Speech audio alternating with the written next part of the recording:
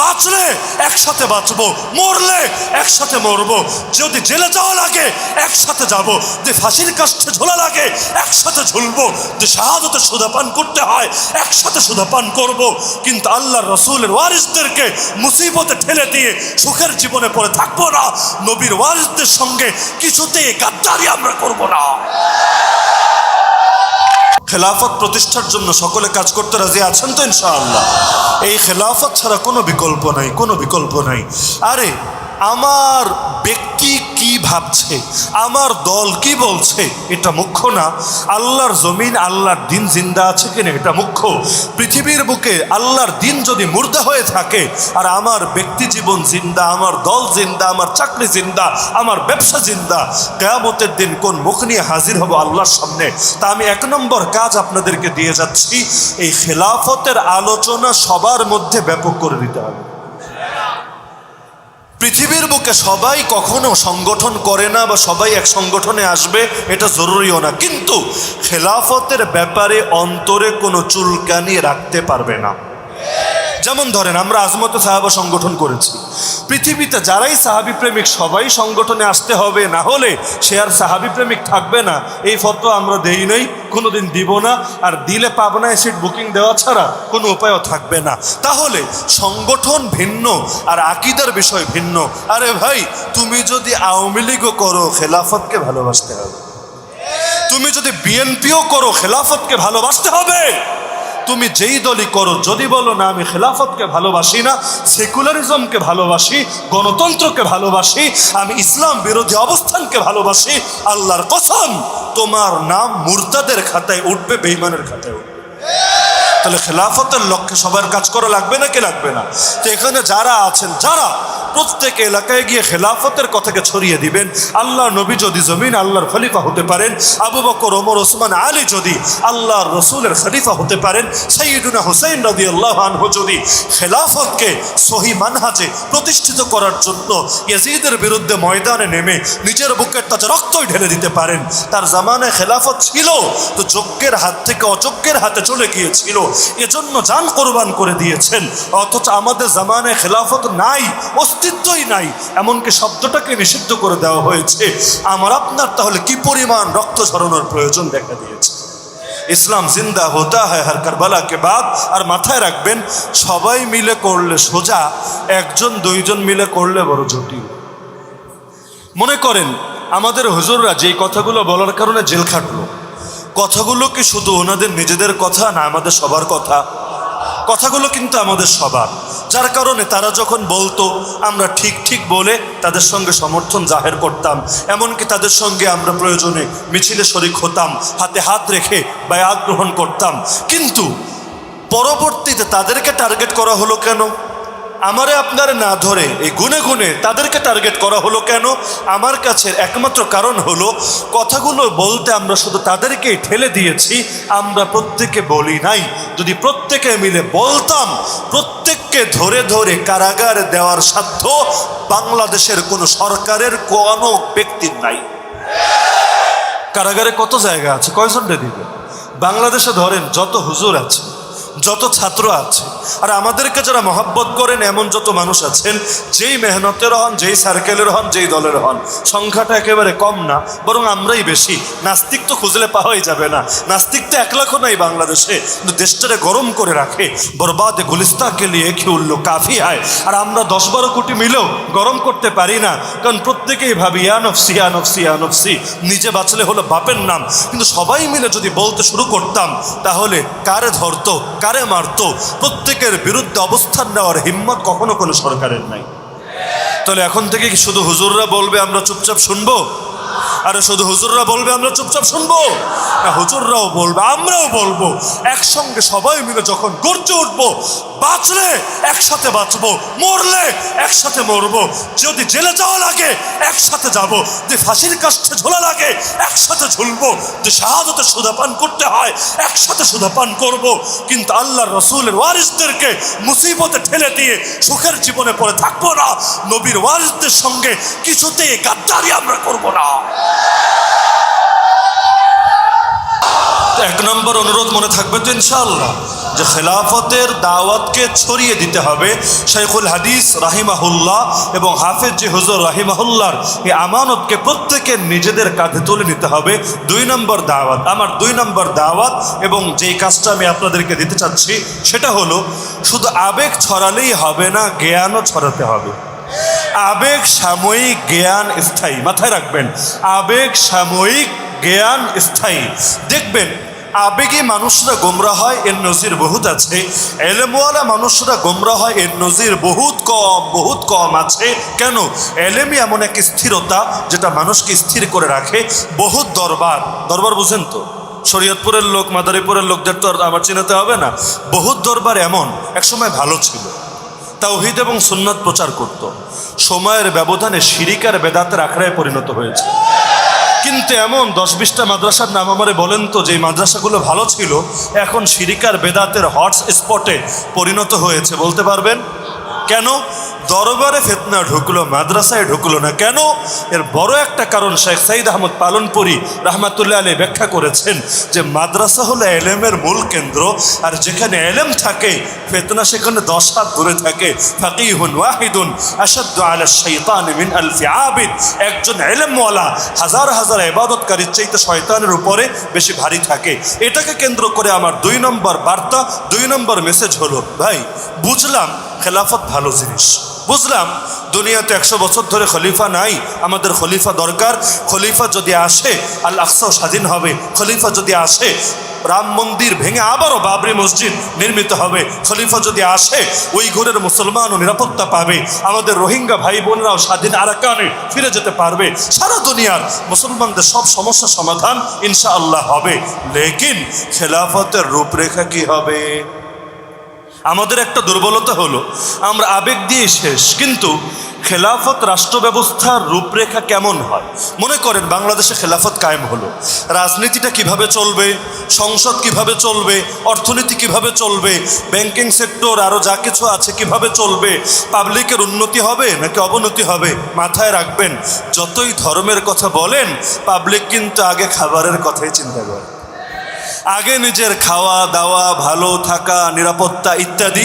যার কারণে রাজনৈতিক দলগুলো কিসের লোভ দেখায়? এটা বলে না জান্নাতুল ফেরদাউসে যাবা, এটা বলে না 10টা 20টা করে নেকি পাবা। কি বলে? আমারে দিলে বেশি খাইতে পারবা, পেটটা ফুলবে, মোটা হবে।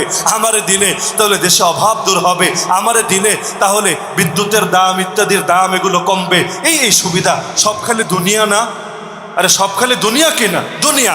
তাহলে এবার আপনারা আমাকে বলেন, ইসলামের চাইতে দুনিয়ার জন্য আখিরাত রাখেন, দুনিয়ার জন্য ইসলামের চাইতে পারফেক্ট কোনো জিনিস হতে পারে? গণতন্ত্র, সমাজতন্ত্র, পুঁজিবাদ, জাতীয়তাবাদ, ধর্মনিরপেক্ষতাবাদ, যত মতবাদ এক পাল্লায় রাখেন, ইসলামকে আর এক পাল্লায় রাখেন, কোন পাল্লা ভারী হবে? ইসলাম দিয়েছে কে? আল্লাহর জ্ঞান আর বান্দার জ্ঞানের যেমন তুলনা চলে না, আল্লাহর দেওয়া আদর্শ আর বান্দার বানানো আদর্শেও তুলনা চলতে পারে না। আল্লাহ দোয়া শিখিয়েছেন, রব্বানা আতিনা ফিদ দুনিয়া হাসানা অফিল আখিরাতি হাসানা। হে আল্লাহ, দুনিয়াতেও কল্যাণ দেন, আখিরাতেও কল্যাণ দিয়েন। আগে আখিরাতের কথা না, আগে দুনিয়া। ফিদ দুনিয়া হাসানা, আগে দুনিয়ার কথা, পরে আখিরাতের কথা। কি বুঝলেন? ইসলাম খালি আখিরাত গড়তে এসেছে না দুনিয়াও গড়তে এসেছে? নগদ নমুনা নিয়ে নেন। এই যে মোল্লাদের দেশে, মোল্লা বুঝছেন তো, মোল্লাদের দেশে বেচারারা, এই কওমি মাদ্রাসার হুজুরই তো, এই সাধারণ মোল্লারা ইসলাম অনুসরণের বরকতে মাত্র 2-3 বছরের মধ্যে আল্লাহ তাদের অর্থনীতিতে, তাদের মুদ্রানীতিতে, তাদের সব কিছুতে কি বরকত ঢেলে দিয়েছে। আমেরিকা বলেছিল 1 বছরের মাথায় রাস্তার পাশে না খেয়ে লাখ লাখ মানুষ পড়ে থাকবে। আল্লাহ দেখিয়েছেন, গোটা দুনিয়া দেখেছে, না খেয়ে পড়ে থাকে নাই, বরং অনেক দেশ যারা না খেয়ে আছে ওদেরকে খাবার পাঠিয়েছে। আল্লাহ দেখিয়েছেন আমেরিকা ডলারে পর্যন্ত লাথি মেরে পেছনে ফেলে তাদের মুদ্রা ভালো র্যাঙ্কিংয়ে পৌঁছে গিয়েছে।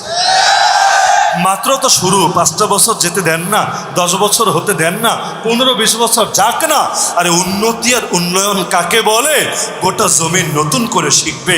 এই যে কাফের মুশরিকরা চায় না কোথাও ইসলাম কায়েম হোক, এ ব্যাপারে সবাই একমত। কেন জানেন? ওরা জানে ইসলামের মডেল যদি একবার সামনে চলে আসে, ওদের এই বস্তা পচা আদর্শের পেছনে মানুষ মুখ ফিরিয়েও তাকাবে না। তাহলে ইসলাম যদি সুন্দর হয়, এই সৌন্দর্য আমরা মানুষকে বোঝাচ্ছি না কেন?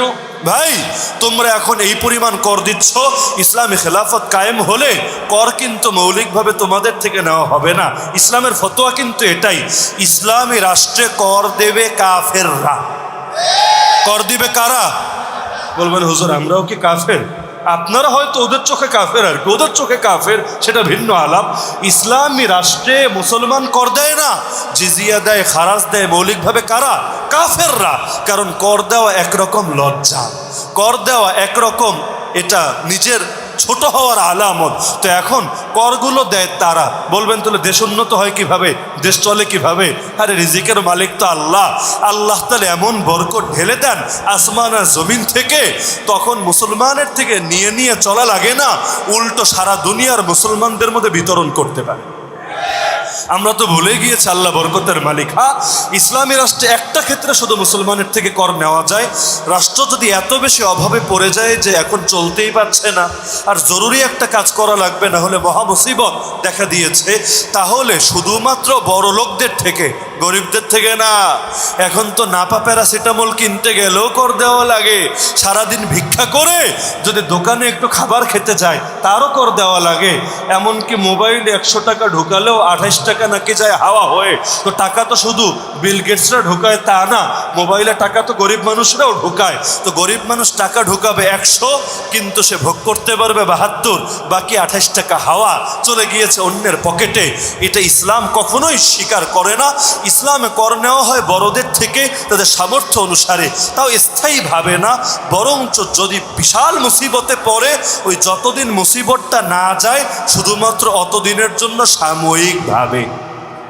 তাহলে এই মানুষকে বাস্তবতাগুলো বোঝান, আমি হিসাব করে দেখাতে পারবো, আমি এটা হিসাব নিকাশ করে দেখাতে পারবো। জমিদারি প্রথা ছিল না এক সময়, যেটাকে জায়গিরদারিও বলে, সামন্তবাদও বলে, যাই বলেন না কেন, পলিটিক্স নিয়ে যারা পড়াশোনা করেছেন আরও ভালো জানবেন। ওই জমিদারি ব্যবস্থায় এক একটা মানুষ যেই পরিমাণ কর দিত, বর্তমান বাংলাদেশে আমরা এর চাইতে বেশি কর দিই। বলবেন হুজুর কি বললেন, এই জমিদারির সময় না রক্ত শুষে শুষে খেত? হ্যাঁ খেত। ওই সময় ওরা হাবা ছিল তো, মাথায় ঘিলো কম ছিল, চেতনার লেভেল লাগাতে পারতো না উপরে, খেত, কিন্তু মানুষ খেইপা যাইতো, কি রে আমার সব খেয়ে শেষ করে দিয়েছে, এখনো খায়, কিন্তু চেতনার লেভেলটা চেঞ্জ হয়েছে। অনেক খাওয়াতে এমনভাবে খায় পাবলিক টেরই পায় না। মোবাইলে টাকা ঢোকালেও নাই, কয়জনে বোঝে? নাপা প্যারাসিটামল খেলেও নাই, কয়জনে বোঝে? অধিকাংশ তো টেরই পায় না। আবার মাসে মাসে যে কোন জিনিসের দাম বাড়ে, কতবার বাড়ে, এক বছর বাড়তে কত গুণ হয়ে যায়, টেরই পাওয়া যায় না এগুলো। তো দেখা যায় একদিকে তো এই সমস্যা, আর 2 নম্বর হলো বড় লোকদের যারা টের পায় তাদের চেতনা থাকে, ওই চেতনার লেভেলের কারণে কিছু বলতেও পারে না, আবার সইতেও পারে না। যদিও মাঝে মধ্যে অনেকের মাথা ঘোরে, যেমন বৈধ টাকায় নাকি 30% কর, আর কালো টাকা সাদা করলে 15% কর। বুঝলেন তো ফতোয়া? বৈধ টাকার কর কয় পার্সেন্ট? 30%। আমি রাজনীতিবিদ না, কিন্তু তার উপরও কথা প্রসঙ্গে আসলো দেখে একটা বলে দিচ্ছি। আবার বললেন না কি রে রাজনৈতিক বক্তব্য, রাজনৈতিক বক্তব্য তো হুজুররাই দিবে, হুজুররা না দিলে কি খেজুররা দিবে? রাজনৈতিক বক্তব্য যদি আল্লাহ এবং তার রসুলের প্রতিনিধিরা না দেয়, তাহলে তো ওই কাফের মুশরিকদের প্রতিনিধিরা দিবে। আমরা মুখ বন্ধ করে রেখেছি বলে ওরা মানুষকে যা তা বোঝাচ্ছে। যদি আমরা কোরআন এবং হাদিসের আলোকে সহি রাজনীতি বুঝিয়ে দিতাম, এই গলদ রাজনীতিবিদরা ভাতও পেত না। কিন্তু আমাদেরকে শিখিয়েছে না না, রাজনীতিক কথা তোমরা বইলো না, তোমরা বলবা আসমানের উপরেরটা আর তোমরা বলবা মাটির নিচেরটা। ঠিক হয়, আসমানের উপরেরটারও দরকার আছে, আমরা বলবো, মাটির নিচেরটারও দরকার আছে, আমরা বলবো, মাঝখানেরটা কি তোর বাপে বলবে? উপরেরটা দরকার আছে, নিচেরটার দরকার আছে, এইটার দরকার নাই, এইটার তো আরো বেশি দরকার। কারণ যেটা নগদ, যেটা বর্তমান, এটা নিয়ে তো বেশি ভাবা লাগে। ভবিষ্যৎ তো সামনে আসবে, এখনো আসে নাই, আর অতীত আগেই চলে গিয়েছে। যেটা বর্তমান, এটার যাতনাই তো শরীরে বেশি লাগে। রাজনীতি নিয়ে মুখ বন্ধ রেখেছে বলেই তো আমাদের উপর জুলুম করার দুঃসাহস দেখাতে পারছে। নাস্তিকদেরকে তো টোকাও দিতে পারে না, টোকাও দিতে পারে না, নাহলে বাংলাদেশে সমকামী থাকে কিভাবে? আরে জঙ্গিবাদের নাম গন্ধ লাগে না, নিজেরা নাম লাগিয়ে গর্তের ভেতর থেকে খুঁজে খুঁজে বের করে আনে। তো প্রশাসনের নাকের ডগায় সমকামের বাচ্চারা বাংলার জমিনের মধ্যে সমকামিতার বিশ্বাস্প ছড়ানোর চেষ্টা করে। কেন এখানে এসে প্রযুক্তি কাজ করে না? এখানে এসে ওদেরকে ধরতে আর পারে না, নাকি সবই পারে, ইচ্ছা করে না? আল্লাহ ভালো জানে। না হলে আমি তো মনে করি বাংলাদেশের প্রশাসনের এই পাওয়ার আছে, যদি চাইতো সবগুলো সমকামিতা গিরির এসকো চিরতরে ছুটাইয়া দিতে পারে। তো এখন ওদেরকে নিয়ে বলে না, কারণ ওদের মুখ আছে, জবান আছে। আমাদের মুখ আর জবান বন্ধ করে রেখেছি, তো তাই কাজগুলো করার হিম্মত করে। তো যে প্রসঙ্গে বলছিলাম যে আমাদের এই কনসেপ্টটা ছড়িয়ে দিতে হবে যে রাজনীতির মডেল কি হবে শেখ, অর্থনীতির মডেল কি হবে বোঝ, সভ্যতা সংস্কৃতি কেমন হবে একটাবার সামনে নিজের মাথা দিয়ে অনুধাবন করো। শিক্ষা ব্যবস্থা কেমন হবে, শিক্ষা কারিকুলাম কেমন হবে, সব লাইনে, মোট কথা সব লাইনে উত্তম বিকল্প দেখিয়ে দিতে হবে। আমি মনে করি আমরা যারা ইসলামী রাজনীতির সাথে আছি, আমাদের বড় একটা দুর্বলতা এখানে রয়ে গেছে। আমরা এই দেশের আপামর জনসাধারণকে ইসলামী রাজনীতির দুনিয়ার বেনিফিটগুলো বুঝতে পারিনি। আখিরাতেরটা পেরেছি, কষ্ট নিয়েন না, আত্মসমালোচনা হিসেবে বলছি। কেন? আগামীতে এগুলো থাকবে না, আগামীতে এর উত্তম বিকল্প আমরা বের করে আনবো। রোগ চিহ্নিত হলে ওষুধ আসবে, রোগ চিহ্নিত না হলে ওষুধ কিভাবে বের হবে? আওয়ামী লীগ, বিএনপি সবাই চেনে নাকি চেনে না? কারা কারা চেনে? যারা যারা পলিটিক্যাল সায়েন্স নিয়ে পড়াশোনা করেছে, শুধু তারা, শুধু তারা, বড় বড় জ্ঞানীগুলি শুধু তারা না। এই দুইটা নাম বোঝে, আওয়ামী লীগ বিকল্প কি বিএনপি, বিএনপি বিকল্প কি আওয়ামী লীগ, এই দুইটা নাম কিন্তু জানে। আর এরশাদ কাক্কুর একটা দল ছিল যেটা এখন বিলুপ্ত প্রায়, এখন মোটামুটি এই দুইটাই সবার মধ্যে আছে। অর্থনীতি বুঝুক না বুঝুক, রাজনীতি বুঝুক না বুঝুক, গঠনতন্ত্র জীবনে পড়ে দেখুক বা না দেখুক, এটা জানে, হয়তো আওয়ামী লীগ নয়তো বিএনপি। তো এই যে জনপ্রিয়তা ওরা পেয়েছে, এটাকে আখিরাতের বয়ান দিয়ে না দুনিয়ার বয়ান দিয়ে? আমাকে বলেন, ইসলামী রাজনীতির দুনিয়াবি বয়ান কি আওয়ামী লীগের চাইতে খারাপ? ইসলামী রাজনীতির দুনিয়াবি বয়ান কি বিএনপির চাইতে খারাপ? তাহলে সবাই আওয়ামী লীগ বিএনপি তো ঠিকই চিনলো, ইসলামী রাজনীতি যে এখনো চিনলো না, এর ব্যর্থতার দায় কার? কি আমাদের দায় নাই? আমাদের দায় নাই? দরকার ছিল বাংলাদেশের প্রতিটা মসজিদের খতিব সাহেব, আর রাজনীতি করা লাগবে না, কিন্তু প্রতিটা মসজিদের খতিব সাহেব রাজনীতি নিয়ে বয়ান দেওয়া লাগবে। খেলাফত কারে বলে, খেলাফতের মডেল কেমন, সৌন্দর্য কি, উপকারিতা কি, ফায়দা কি, বেনিফিট কি, এগুলো নিয়ে মানুষকে একেবারে হাতে কলমে বুঝিয়ে দিতে হবে এবং এটাকে দিলে মনে প্রাণে সকলে ধারণ করতে হবে। এভাবেই না একসময় বাংলার জমিনে ইসলামের সূর্য উদিত হবে। এই কাজটা হয়েছে নাকি হয় নাই? আমার ধারণা হয় নাই। কি করণীয়? আমি একটা বার্তা রাখি, অনুরোধ রাখি, আমরা আগামীতে আলাদা আলাদা সেমিনার করি। কি সেমিনার? একটা হলো ধরেন যেখানে শুধুমাত্র ইসলামের রাজনীতির দুনিয়াবি উপকারিতাগুলো নিয়ে আলোচনা হবে। কি কি ফায়দা হবে ইসলামের রাজনীতি যদি কায়েম হয়? রিক্সাওয়ালার কি ফায়দা, ভ্যানওয়ালার কি ফায়দা, ব্যবসায়ীর কি ফায়দা, কৃষকের কি ফায়দা, শ্রমিকের কি ফায়দা, ছাত্রদের কি ফায়দা, নারীদের কি ফায়দা, পুরুষদের কি ফায়দা, আমরা প্রতিটা অঙ্গনের মানুষকে বুঝাই। না হলে কি হবে? এরা ভাববে এটা হুজুরদের ফায়দা, এজন্য হুজুররা বলে। কলেজের ছেলেরা ভাববে ও বুঝেছি, যদি খেলাফত মজলিস ক্ষমতায় আসে কওমি মাদ্রাসাগুলো সুন্দর হবে, এরা পয়সাপাতি পাবে, এজন্য মনে হয় রাজনীতি করে। আমাদের কি লাভ? বরঞ্চ আমাদের শিক্ষাঙ্গনে মনে হয় তালা মারবে। এইরকম চেতনা অনেকের মধ্যে আছে নাকি নাই? তো প্রত্যেকের ভুল ধারণা ভেঙে দিতে হবে। কোনোটা হবে রাজনীতি নিয়ে সেমিনার, কোনোটা অর্থনীতি নিয়ে সেমিনার, ব্যবসায়ীদের নিয়ে আলাদা আলোচনা, কৃষকদের নিয়ে আলাদা আলোচনা। এভাবে বাংলার জমিনে ব্যাপক জাগরণ গড়ে উঠবে ইনশাআল্লাহ। আমি মনে করি বেশি লাগবে না, 5 বছর টার্গেট নেই আমরা, 5 বছর। আমরা চাইলেই একদিনে গাছের আগে উঠতে পারবো না, এটা সম্ভব না। আমরা 5 বছর টার্গেট নিয়ে আপামর জনসাধারণের কলিজার মধ্যে আমরা ঢুকবো। আমাদের ক্ষমতার গদিতে এই 5 বছরে ঢুকতে হবে জরুরি না, কিন্তু আমরা আপামর জনসাধারণের কলিজার মধ্যে ঢুকবো। যদি একবার কলিজার মধ্যে ঢুকতে পারি, ওই গদিতে বসার জন্য নিজের ধান্দা করা লাগবে না, পাবলিকই নিয়ে বসিয়ে দিয়ে আসবেন ইনশাআল্লাহ। আল্লাহ রসুল সাল্লাল্লাহু আলাইহি সাল্লামের সে আদর্শ তখন জিন্দা হবে। তখন ক্ষমতা কারো চেয়ে নিতে হবে না, যোগ্যদের পেছনে মানুষ ঘুরবে। ভাই ভাই তুমি দায়িত্ব নাও, নাহলে দেশ আর দশ বরবাদ হবে। এই কাজটা করবেন তো ইনশাআল্লাহ? কিরে ভাই, এটা শুধু যারা এই সংগঠনের সাথে আসে তাদের কাজ না, প্রত্যেক মুসলমানের কাজ? আরে কার কাজ? হাত তুলেন দেখি। মাশাআল্লাহ মাশাআল্লাহ, আল্লাহ সবাইকে কবুল করুন। একটা দুর্বলতা আছে আসলে, নিজেই যদি ভালো করে না জানি মানুষকে জানাবো কিভাবে? আমাদের অনেকের সমস্যা এখানে, নিজের সামনে ক্লিয়ার না বিষয়গুলো। আসলে একটা আবেগ তো আছে, ক্লিয়ার না। এই চান্সগুলো কারণ ইচ্ছা হবে, নাম নিয়ে বলি, যদি হয়তো অনেকে রাগ করবেন। হিজবুত তাহরির নামে একটা দল আছে, আপনারা চেনেন কি না?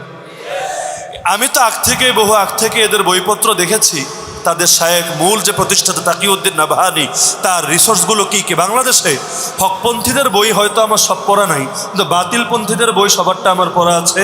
আলহামদুলিল্লাহ বলবো না, কেন আউযুবিল্লাহ জানি না, মানে পড়া আছে যে কি বলে, কি করে, বা কি বার্তা দিতে চায় এটা জানার জন্য। তা আগে তো পড়েছি, আর কারাগারে যাওয়ার পর চোখের সামনে দেখেছি তাদের সাথে ওই সময় লম্বা চৌড়া তর্ক বিতর্কও হয়েছে এগুলো নিয়ে। তাদের একটা জায়গায় আমি তাদের গুণ স্বীকার করতে বাধ্য, তারা প্রতিটা জিনিস নিয়ে, ধরেন রাজনীতি নিয়ে আলাদা বই, অর্থনীতি নিয়ে আলাদা বই, আবার সমাজনীতি নিয়ে আলাদা বই, প্রতিটা ক্ষেত্রে একটা মডেল মানুষের সামনে দাঁড় করিয়ে দিয়েছে। এবং প্রতিটা কর্মীর সামনে তারা এই সিলেবাসগুলো দেয় যে পড় তুই, দেখ মডেল কি কি হবে। যখন নিজের সামনে ক্লিয়ার, আর একজনের দাওয়াত দিতেও সহজ হবে। এখন আমাদের একটা দুর্বলতা, এরকম বই নাই বললেই চলে বাংলায়। আসলে বাংলায় কিন্তু এরকম বই খুব কম। আমি নিজেও একাধিকবার উদ্যোগ নিয়েছি যেমন বইয়ের কাজ করা যায় কি না, কিন্তু বয়সটা ছোট, কিন্তু জিম্মাদারি কাঁধে এসে পড়েছে এত বেশি। এখন করতে তো চাই বহুত কিছু, কিন্তু করা হয়ে ওঠে না। এদিকে গেলে ওদিক নাই, ওদিকে গেলে এদিক নাই। এখন এক মানুষ কত কিছুই করা যায়। তো এখানে যে ওলামায়ে কেরাম আছেন, বিশেষ করে নওজোয়ান ওলামায়ে কেরাম, আমার উদাত্ত আহ্বান থাকবে, আল্লাহ যদি কাউকে কলমের যোগ্যতা ভালো দিয়ে থাকেন অথবা জবানের যোগ্যতা ভালো দিয়ে থাকেন, আল্লাহকে রাজি এবং খুশি করার জন্য এই বিষয়গুলো নিয়ে স্পেশাল মুতালা করে, ভাষা না, স্পেশালভাবে পড়াশোনা করে জাতির সামনে একটা ক্লিয়ার বার্তা দেওয়ার চেষ্টা করেন। আমি অন্তত মনে প্রাণে বিশ্বাস করি, এই বাঙালি যাদের রক্তের সাথে ধর্মের টান, ধর্মের মহাব্বত, ধর্মের আকর্ষণ জুড়ে আছে, দুদিন আগে হোক বা দুদিন পরে তারা খেলাফতকে ভালোবাসবেই বাসবে। প্রতিটা মানুষ খেলাফতের সৈনিকে পরিণত হবেই হবে। যত প্রপাগান্ডা ছড়াক ঠেকিয়ে রাখতে পারবে না, যত ষড়যন্ত্র করুক ঠেকিয়ে রাখতে পারবে না। আমরা তো জীবনে গালি কম খাই নাই, কি লস হয়েছে? কারাগার থেকে এসেছি, কি লস হয়েছে? একইভাবে আজকে খেলাফতের বিরুদ্ধে বহুত প্রপাগান্ডা, তাতে কি? ইনশাআল্লাহ বাংলার জমিনে খেলাফত জিন্দা হবেই হবে ইনশাআল্লাহ। তো দুটো বার্তাই দিয়ে গেলাম, অনেক বেশি বললে কাজ কিছুই হয় না। সির্ফ দুইটা বার্তা আমি আশা রাখি প্রত্যেকে মনে রাখবেন এবং আমল করবেন। এক নম্বর বার্তা, খেলাফতের দাওয়াত ছড়িয়ে দিতে হবে। প্রতিটা মানুষের ভেতরে ইমোশন, আবেগ জাগাতে হবে। খেলাফতের জন্য কিছু করতে না পারলে আমার জীবনের কি দাম, কোন মুখ নিয়ে হাজির হব নবীজির সামনে, এই ফিকির প্রত্যেকের ভেতর বসাতে হবে। দুই নম্বর কাজ, যাদের আবেগ তৈরি হয়েছে, দিল তৈরি হয়েছে, যাদের দিল তৈরি হয় নাই তাদের জন্য এটা না, যাদের দিল তৈরি হয়েছে এদেরকে নিয়ে আলাদা আলাদা বৈঠক করে এদের সামনে খেলাফতের মডেল তুলে ধরতে হবে। পূর্ণাঙ্গ জ্ঞান তাদের ভেতর দিতে হবে ইনশাআল্লাহ। তখন কোনো ফিতনায়ও তারা আর পা দেবে না। উপরন্তু যেখানে যাবে, যাদের সাথে কথা বলবে, প্রত্যেকের মধ্যে খেলাফতের আগ্রহ পয়দা হবেই হবে। রাজি আছেন ইনশাআল্লাহ? রাজি আছেন ইনশাআল্লাহ? তো আজকে আর আলোচনা দীর্ঘ করছি না। প্রত্যেকের নিকটে দুইটা কাজ যথাযথভাবে করবেন এ আশাবাদী। আর একটা অপ্রাসঙ্গিক আলাপ, যেটা মাহফিলেরও আলাপ না এবং সংগঠনের আলাপ না, অপ্রাসঙ্গিক আলাপ, কিন্তু যেহেতু কাজ শুরু করেছি সেই হিসাবে আলাপ করাটা মহাব্বতের দাবি মনে করি। বাংলাদেশ খেলাফত মজলিস শরীয়তপুরের জেলা শাখার যারা আছেন, মাহফিল তো সদরের উদ্যোগে, কিন্তু জেলা শাখায়, জেলার সম্ভবত সব থানা এবং ইউনিয়নের ওলামায়ে কেরামরা আছেন। আমি ব্যক্তিগতভাবে আশাবাদী সকল ফিতনার বিপক্ষে আপনারা জোরতর ভূমিকা রাখবেন ইনশাআল্লাহ। বিশেষ করে সাহাবী বিদ্বেষীদের টুটি চেপে ধরার ক্ষেত্রে এবং সাহাবায়ে কেরামের শান এবং মান ছড়িয়ে দেওয়ার জন্য আমি আশা রাখতে পারি তো ইনশাআল্লাহ যে আপনারাও প্রত্যেকে নিজেদের জায়গা থেকে ফিকির করবেন। এই যে জিলহজ মাস শুরু হয়েছে, এক মাস পরেই আসবে যে মাস মুহররম। বাংলাদেশে সাহাবীদের সাথে সবচাইতে বেশি বেয়াদবি হয় এই মুহররম মাসে, বিশেষ করে প্রথম 10 দিনে। তা আমরা জিন্দা থাকতে যদি নবীর সাহাবীদের গালি দেয়, এই জীবনের কি দাম থাকে? প্রতিটা মসজিদে মসজিদে আমরা যদি একটু উদ্যোগ নিয়ে সাহাবীদের শান আর মান শান, বিশেষ করে শানে মুআবিয়া রাদিয়াল্লাহু আনহু আলোচনার ব্যবস্থা করি যে ভাই তুই ইয়াজিদের বিপক্ষে বলবি বল, কিন্তু ইয়াজিদের বিপক্ষে বলতে গিয়ে আর হুসাইন রাদিয়াল্লাহু আনহু মহব্বত দেখাতে গিয়ে নবীর সাহাবী কাতিবে ওহী মুআবিয়ার গালি দিস না, তাহলে কিয়ামতের দিন তোর পরিণতি বড় মন্দ হবে। এই দাওয়াতটা আমরা দিতে পারবো তো ইনশাআল্লাহ? তা আমি আশা রাখি আপনারা প্রত্যেকে সাহাবী প্রেমিক সৈনিকে পরিণত হবেন এবং সাহাবী বিদ্বেষীদেরও দাঁত ভাঙা জবাব দিবেন। আরও যত ফিতনা আছে সব দূর করে নামে যেমন শরীয়তপুর কাজেও শরীয়ত দিয়ে পরিপূর্ণ করে তুলবেন এই জেলাকে। আল্লাহ সবাইকে কবুল করুন, তৌফিক দান করুন, আমিন।